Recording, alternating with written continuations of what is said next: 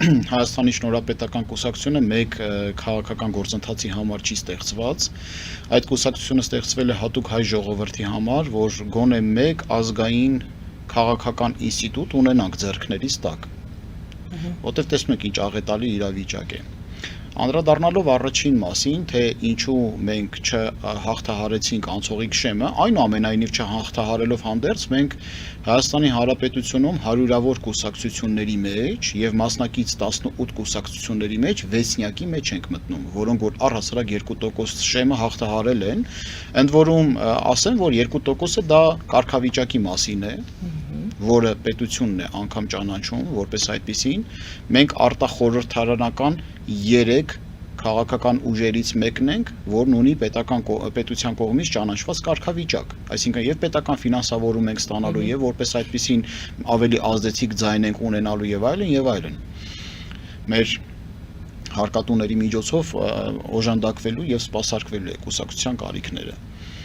Իսկ ինչ վերաբերում է ինչու չհաղթահարեցինք, որովհետև տեղի ունեցավ ամենասարսափելին Նիկոլ Փաշինյանին հաջողվեց իր երկու մոտեցումներով հանդերձ մուտք գործել նախընտրական շրջան, առաջինը դա իրեն հարմար ընդդիմությամբ հանդերձ էր, այն ընդդիմությունը, որը որ աներկբայորեն հաղթել ռազմավարությամբ էր գնում առաջ, այսինքն նրանք այլ մոտեցում չեն դիտարկում ընտրություններից առաջ, դա պրոռուսական ուղղությունը սպասարկող ընդդիմություն էր, մենք գիտենք, որ 3 անուն ազգանուններ էր հնչեցնում հենց նույն ինքը Նիկոլ Փաշինյանը, Սամվել Կարապետյան, Ռոբերտ Քոչարյան եւ Գագիկ Ծառուկյան, այսինքն այդ 3 ուժերին անգամ էպիցետով օժտել էին 3 գլխանի վիշապ։ Այն ալեգորիան, որ ես էի քաղաքական դաշտ նետել 4 գլխանի վիշապի կարգավիճակով, բայց ես նկատի ունեի 3 նախագահներին եւ Նիկոլ Փաշինյանին, անգամ բանավեճի ժամանակ էլ ես ասեցի, դուք ինչ եք ձեզ լուսանցքում թողնում 4 գլխանի վիշապի մասին է խոսքը, դուք եք 4-րդ գլուխն եք։ Այնուամենայնիվ նրանց խոսույթի համաձայն այդ 3 ֆիգուրներին, նրանց ներկայացած քաղաքական ուժերին ռուսական ուղղություններ, որ նշվում էր։ Բերվեցին Նիկոլ Փաշինյանի կողմից, քանի որ նրանք հենց նրա կառավարման օրոք այդ ուժերը հնարավորություն ստացան կենտրոնական ընտրական հանձնաժողովի կողմից գրանցվել, մասնակցել նախընտրական գործընթացներին, թեպետ եւ ասում էին, որ նրանք կոլաբորացիոնիստ են, անձնագրեր ունեն, հատուկ ծառայությունների հետ կապ ունեն եւ այլն, չգիտես ինչու թույլ տրվեց Մոլդովայի ճանապարհով չընթացանք, այլ թույլ տրվեց նրանց գրանցվեն եւ մտնեն քաղաքական դաշտ։ Սա մեկ որ այդ հարահոս աղմուկի մեջ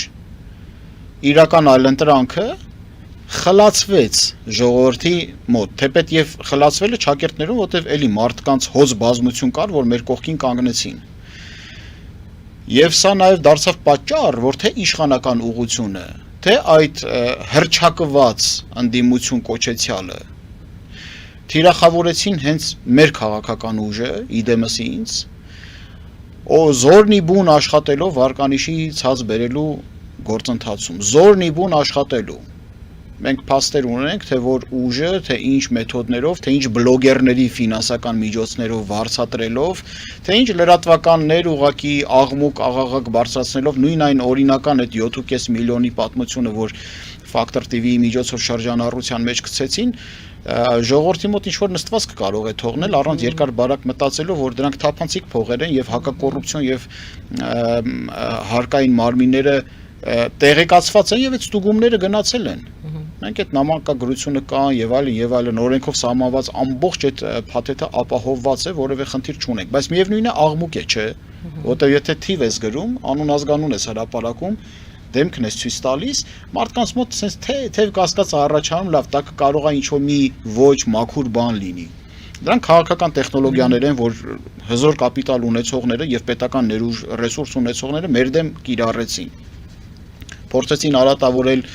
կուսակցության ցուցակի երկրորդ համարին պարոն Անտինյանին, հերյուրանքներ տարածել, ինչ որ մանր ու միջին կալիբրի տարբեր գործիչներ ոգևորված, իրենց պատռեցին, չգիտես ինչու, սանձարձակի նման, ել չգիտեմ, որ վաղ թե ուշ պատասխան են տալու ամեն ինչի համար։ Եվ այլն, այս ձնագնդին գնաց եւ որոշակի մի քանի տոկոս կարելի ասել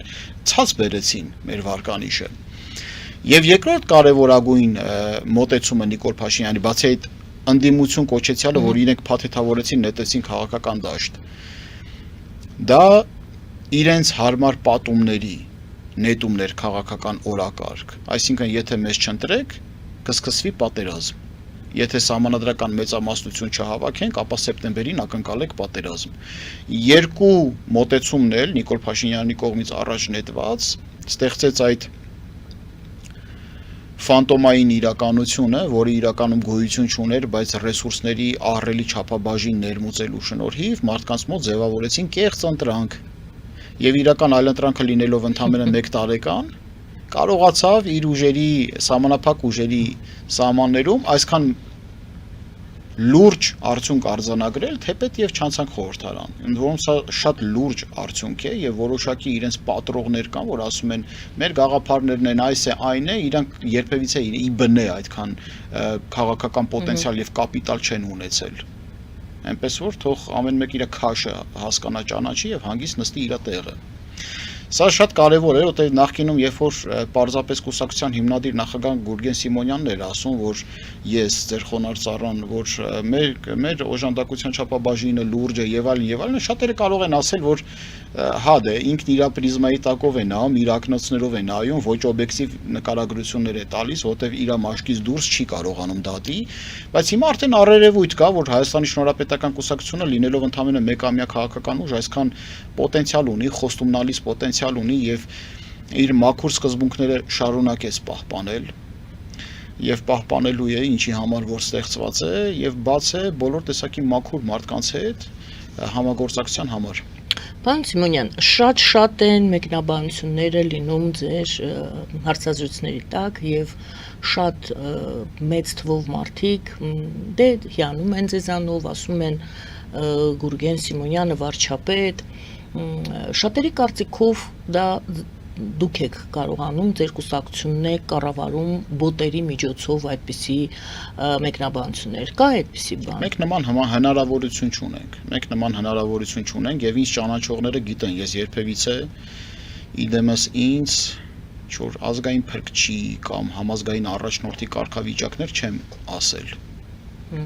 Ես իմ տեսակով պատասխանատվությունից փախչողներից չեմ։ Հիմա ես որպես քաղաքացի եմ մարտը տանում։ Ի վերջո աթոռներին ինչ վերաբերվում է, եթե աթոռ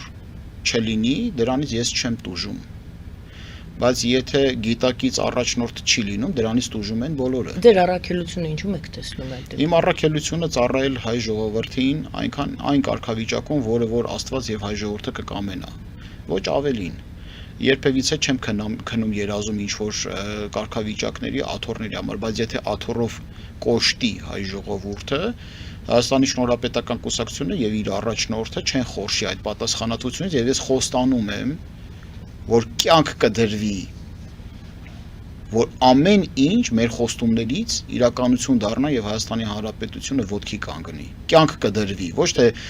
կյանքի համար դողդողալով կսկսեն սպասարկել այս կամ այն ուղղությունները, այլ կյանքով, գլխով պատասխան կտան։ Թե շնորհապետականները, թե շնորհապետական կուսակցության հիմնադիր նախագահը եւ այն անձը, ով անհատականությունը, որը կընտրվի առաջնորդի կարգավիճակում։ Այս ընտրություններում ես էի ժողովրդի պահանջով, մյուսին էլ կնայենք ժողովրդի պահանջին։ Եվ հետեւաբար որևէ բոտերի շարժել կամ հետևորդների կառավարել, դուք գիտեք ինչ ահռելի ծախսերի մասին է դա խոսում։ Եթե վերցնենք ընտրություններին մասնակցել է 18 քաղաքական ուժ, մի ուժը հասկացավ դուրս եկավ 19-ներ առաջ։ Եվ այդ 18 ուժերից կարծեմ 3-4 ուժ 1 միլիոն դրամի շեմը չէին հաղթահարել նախընտրական գործընթացներում։ Ծախսերը, այսինքն մնացած 15-16 ուժ երևի, որ 1 միլիոն դրամի շեմը հաղթահարել էին, մենք վերջի տեղով էինք գնում, այսինքն դա նշանակում է, որ ընդամենը ինչքան էր 4-4.5 միլիոնի ծախս ենք ունեցել ամենավերջի տեղով ընթացող, բայց մենք 6-րդ տեղով մեր հաջողությունը ապահովեցինք։ Ես ասում եմ, որ իհարկե ֆինանսները վճռորոշ չեն։ Դու ուզում ես միլիարդավոր դոլարներ ծախսիր այն անհատականության եւ այն քաղաքական ուժի համար, որը ընդունված չի եւ արգահատելի վերաբերմունք է ստանում ժողովրդի կողմից, ոչինչի չես հասնի եւ կարող ես շատ քիչ ծախսել ժողովրդի կողմից հավանություն արժանացած անհատականության ուղղությամբ եւ մեծ հաջողությունների կհասնես, բայց հաղթանակի համար էլի լուրջ ներդրումներ պետք են։ Քանի որ ներգրաված անհատները տարիներ շարունակ Հայաստանի Հանրապետությունը թալանած բարձրաստիճան պաշտոնյաներ չեն, կամ ինչ-որ օլիգարխներ, կամ դրսի կողմից ինչ-որ հովանավորյալներ, կամ Forbes-ի ցուցակում տեղ գտած որևէ անհատականություններ, ապա Հայաստանի Շնորհապետական Կուսակցությանը լուրջ աջակցություն է պետք, նաև ֆինանսական, բայց այստեղ ուզում եմ շեշտել, որ Հայաստանի Շնորհապետական Կուսակցությունը ամեն ֆինանս չի, որ կընդունի, եւ ամեն մարդու ներդրում չի, որ կընդունի։ Սա մեզ համար սկզբունք է, եւ ես ասել եմ, մենք ավելի լավ է պարտվենք, քան փչանանք կամ մեր տեսակը կորցնենք։ Բայց դուք եւս ասացիք այդ 2% շեպը անցնելը ձեզ այդ արտոնությունը տալիս է ստանալ պետական ֆինանսավորում։ Գոյություն ունենալու համար դա ահռելի գումարների մասին չի խոսքը։ Այստեղ հարցը հետեւյալն է. դուք վերցնելու եք այդ ֆինանսը, այդ ֆինանսը չի կաշկանդի ձեր քաղաքական ուժի։ Բացարձակ դա հարկատուների միջոցով է, միակ կաշկանդիչը կլինի պատասխանատվությունը ժողովրդի հանդեպ։ Օրինակ ժողովուրդը մեզ հարց է տալու, ասելու է լավ, ինչքան որ քանի տարի որ գնաց, հերթական ընտրությունները գուցե 5 տարի հետո է, բայց կարող է արտահերթի գնանք 2 տարի հետո, կախված թե նրանից թե երբ կլինի մոտակա ընտրությունները, այդքան տարիների ընթացքում ինչ է կարել։ Հարկատուների գումարը, չէ։ Ժողովուրդը միայն պատասխանատվությունը մենք կրում ենք ժողովրդի առաջ։ Ինչ-որ ձևով հաշվետվություն եք տալու։ Հաշվետվությունը տալիս ենք պետությանը։ Պետությանը, բայց իսկ հանրությանը անպայման օրինակի համար մենք ձևավորել ենք արդեն Հայաստանի Շնորհապետական Կուսակցության ներքո մի շարք մշտական եւ ժամանակավոր հանձնաժողովներ, որոնք ունեն համակարգողներ, օրինակը կարող են բերել, որ Հայաստանի Շնորհապետական Կուսակցության տնտեսության հարցերով մշտական հանձնաժողովի համակարգող է նշանակված պարոն Էդվարդ Անտինյանը, չլինելով կուսակցական ընդ որում։ Այդպես էլ չդարձավ կուսակցության։ Չէ, որովհետև հարկ չենք համարում, Էդվարդ Անտինյանը այնքան զուսպ եւ պարկեշտ քաղաքական գործիչ եւ հանրային գործիչ է,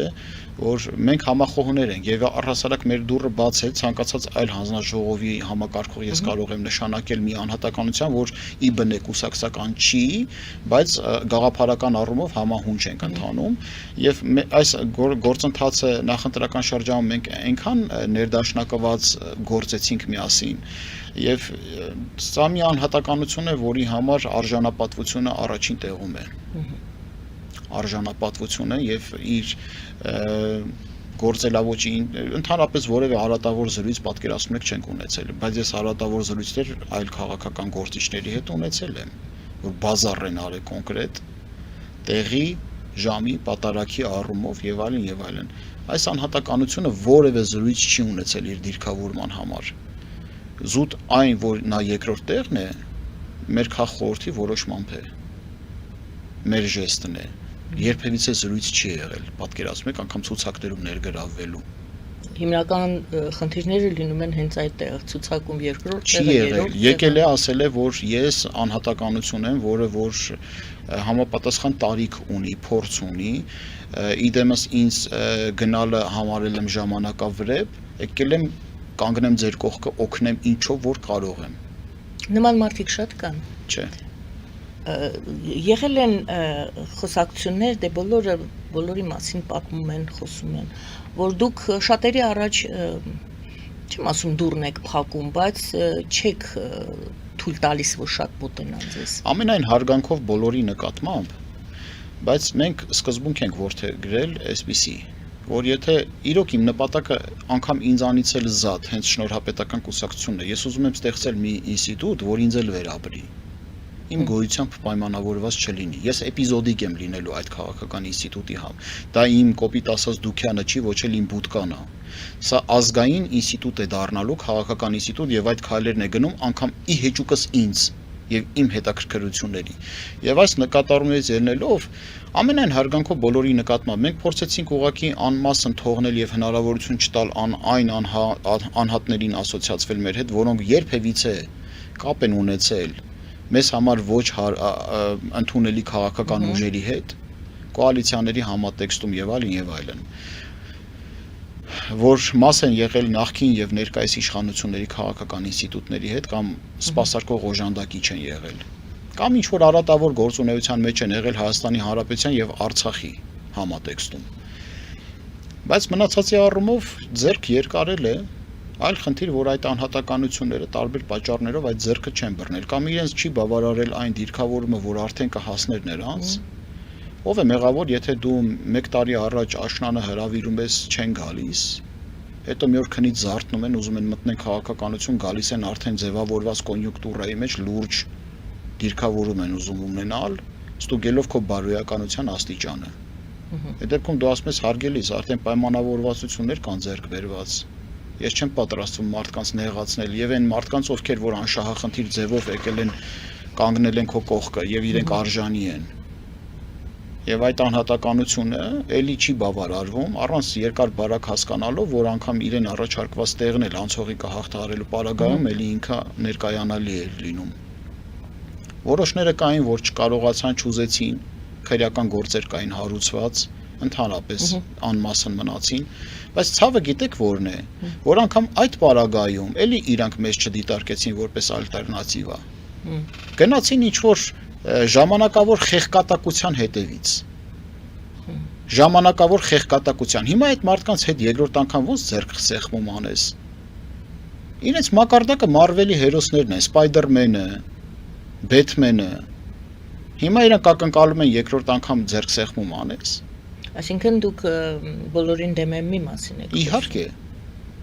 Հələ որ սանձարձակություն էլ ունեին, հերյուրանքներ տարածելու մեր նկատմամբ մեր հասցեին։